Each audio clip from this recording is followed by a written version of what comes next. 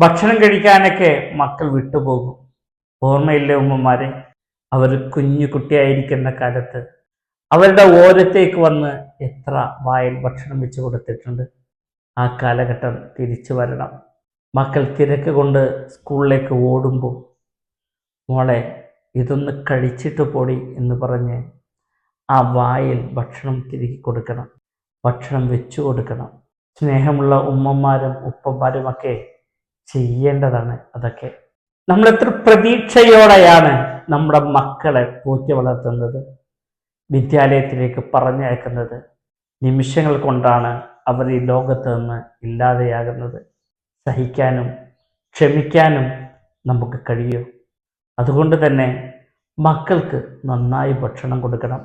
അവർ എത്ര ധൃതിയുള്ളവരാണെങ്കിലും അവരെ പിടിച്ചു നിർത്തി ഇത് കഴിച്ചിട്ട് പോയാൽ മതി മോളെ എന്ന് പറഞ്ഞ് അവരുടെ